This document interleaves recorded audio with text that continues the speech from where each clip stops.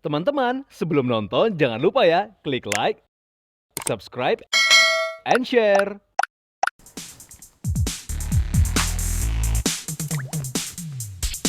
From the insight for your daily life, To the recommendations for your style. and this is Daily Lifestyle.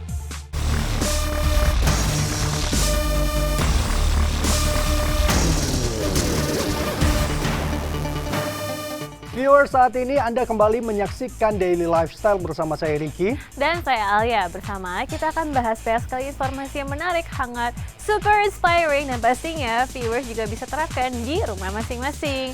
Dan sekarang aku mau nanya dulu nih, Ki.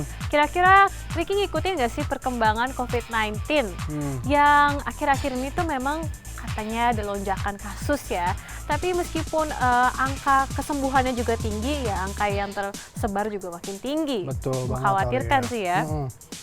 Betul banget, Alia. Yes, karena nggak cuma orang dewasa juga loh, tapi anak-anak juga loh sekarang. Betul banget, dan bahkan menurut data terbaru dari DKI Jakarta per tanggal 17 Juni 2021, Alia, ini yang terpapar virus corona itu dari anak usia di bawah 18 tahun itu ada 661 dan Ya. 144 diantaranya itu adalah balita. Aduh, kasihan banget ya, masih balita loh. Sangat memprihatinkan sekali melihat kondisi sekarang ini.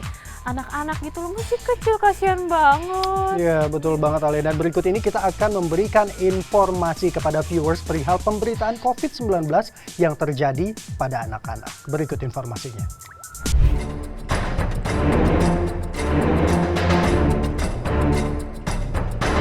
Viewers, jumlah kasus terinfeksi virus corona terus meledak di Indonesia. Kini semakin banyak anak-anak yang positif COVID-19. Banyaknya anak yang terinfeksi virus corona pada akhir-akhir ini membuat orang tua wajib memperketat pengawasan dan menerapkan protokol kesehatan. Bahkan, tidak sedikit anak yang mengalami gejala COVID-19 yang cukup parah hingga harus menjalani perawatan intensif. Di awal pandemi COVID-19, Organisasi Kesehatan Dunia (WHO), UNICEF, dan banyak ahli mengatakan bahwa penyakit yang disebabkan oleh virus corona ini jarang dialami anak-anak. Namun kini paparan virus tersebut telah mengancam anak-anak. Sebanyak 88 juta penduduk Indonesia, kelompok anak-anak, menghadapi ancaman penularan COVID-19 yang semakin masif.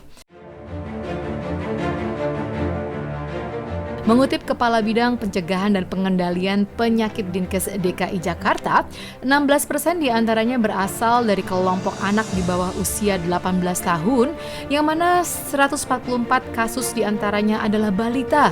Menurut dokter spesialis telinga hidung tenggorokan bedah kepala leher Siloam Hospital Karawaci dan Kelapa II Tangerang, Niken Ageng Rizky, yang melakukan wawancara dengan tim Daily Lifestyle beberapa waktu lalu, ada beberapa faktor penyebab terpaparnya COVID-19 pada anak-anak.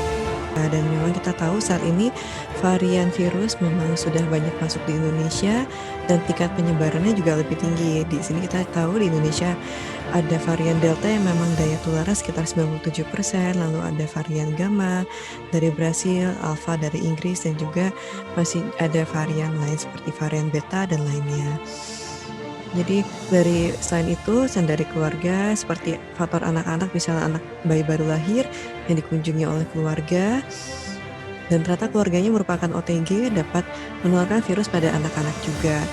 Dan kita juga tahu pada anak-anak kadang sering dibawa beraktivitas keluar rumah oleh keluarga, misalnya ke mall, lalu ke tempat umum, dan anak-anak banyak yang tidak menggunakan masker dengan baik, dan itu dapat menjadi sumber penularan pada anak-anak.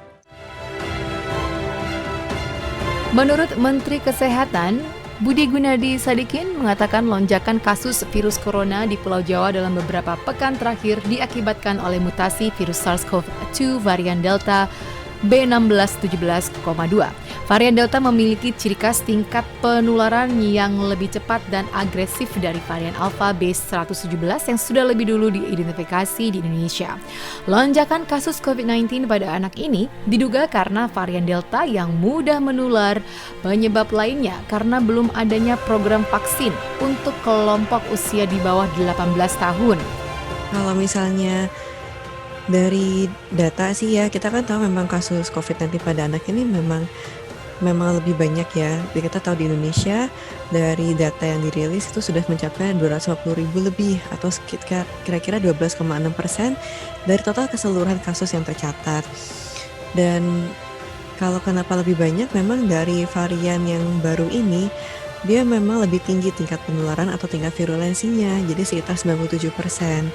Jadi even misalnya kita papasan dengan orang, kita lagi satu keluarga lagi olahraga bareng di tempat umum, terus mereka berpapasan, misalnya ada yang tidak menggunakan masker, itu saja dapat terinfeksi dari virus dari orang lain tersebut. Bisa aja orang-orang tersebut OTG. Makanya kita tetap minta dari anak-anak tetap harus menggunakan masker yang 2 lapis itu, nggak bisa hanya masker kain aja.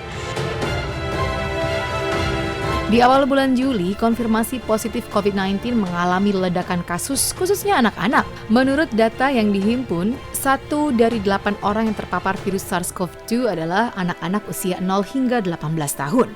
Bahkan proporsi kasus aktif COVID-19 pada anak sudah melebihi kasus pada lansia.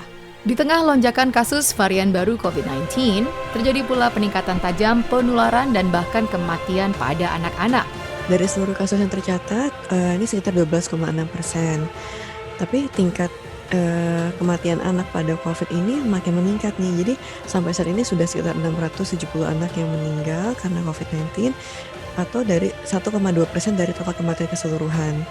Nah, tapi lebih tragis yang sekarang ini bahwa 50% dari anak yang meninggal karena COVID-19 ternyata sekarang yang kena berusia di bawah 5 tahun dari data IDAI.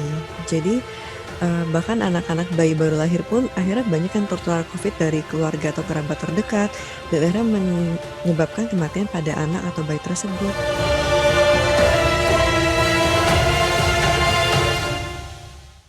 Nah, itu dia tadi penjelasannya ya, viewer. Jadi benar virus corona untuk varian Delta ini memang lebih mudah menyerang anak-anak. Berbeda dari kepada waktu pas awal-awal pandemi. Ingat gak? Itu tuh kan orang tua, manula itu kan lebih rentan ya. Tapi sekarang untuk varian Delta tuh sayangnya tuh anak-anak juga jadi nggak aman nih. Gimana? Betul banget. Jadi orang tua tuh harus lebih waspada dan menjaga agar anak-anak tentunya tidak terpapar COVID-19.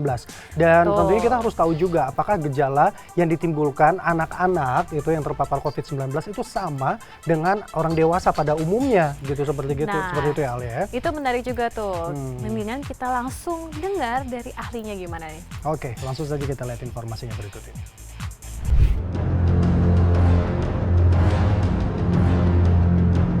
Viewers, anak-anak yang terinfeksi ada yang bergejala, ada pula yang tidak terinfeksi, bahkan ketika mereka tidak menunjukkan gejala sakit sama sekali. Bahayanya, meski anak-anak tidak menunjukkan gejala atau komplikasi parah dari penyakit tersebut, namun jika terpapar akan lebih mudah menularkan ke teman-teman maupun orang dewasa yang lebih rentan. Anak-anak mungkin bisa menjadi silent spreaders atau penyebar diam dari infeksi yang sangat menular ini. Apalagi jika anak dengan komorbid terpapar juga memiliki resiko komplikasi yang sama dengan orang dewasa. Gejala COVID-19 pada anak secara umum tidak terlalu berbeda dengan gejala COVID-19 yang dirasakan oleh orang dewasa. Lalu apa saja gejala COVID-19 pada anak? Menurut dokter yang juga menjadi founder COVID ini, ada beberapa gejala yang ditunjukkan pada anak-anak yang terpapar COVID-19. Kalau anak-anak atau balita gitu ya, seperti banyak yang kasus pada bayi yang baru lahir gitu ya, atau neonatus, mereka misalnya sebelumnya ada riwayat dikunjungi kerabat atau keluarga yang ternyata memang OTG atau ada gejala seperti yang sudah disebutkan sebelumnya, terus tiba-tiba anaknya ada batuk, demam, sesak napas, terus napasnya jadi cepat, terus habis itu jadi ada gejala diare, terus ada gangguan untuk makan atau minum susunya gitu ya. Nah, terus anaknya juga jadi lebih gelisah, rewel gitu. Dan kita bisa lihat dari kulitnya jadi lebih pucat, bibirnya juga lebih pucat, lebih abu-abu gitu. Terus kalau misalnya diperiksa, kita bisa lihat ada pada suara paru pada anak-anak tersebut juga suara parunya jadi lebih ramai ya, karena ada infeksi dari pneumonia yang disebabkan karena COVID-19 tersebut. Program vaksinasi untuk anak merupakan upaya pemerintah melindungi anak-anak dan menjadi kabar baik yang ditunggu-tunggu para orang tua. Vaksinasi dimulai sejak 29 Juni 2021, bertepatan dengan Hari Keluarga Nasional dan diprioritaskan di Pulau Jawa.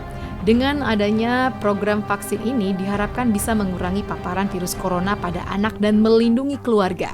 Vaksin sendiri kan kita sudah untuk memperbolehkan pada anak-anak usia 12-18 tahun diberikan vaksin ya.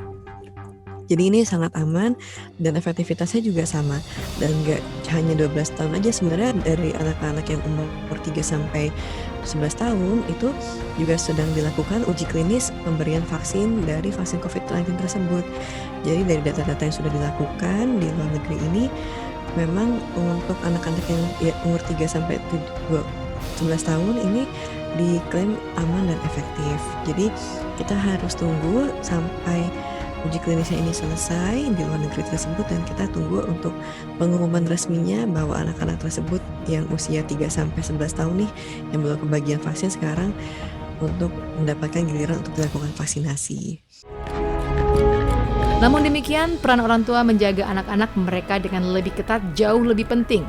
Tidak pergi ke mal, tempat wisata, makan di restoran yang bertemu dengan banyak orang, orang tua seharusnya menjaga anak-anak dengan tidak membawanya ke tempat kerumunan atau keramaian. Meskipun telah mendapatkan vaksin, masyarakat tetap harus mematuhi protokol kesehatan sebagai upaya menekan penyebaran COVID-19.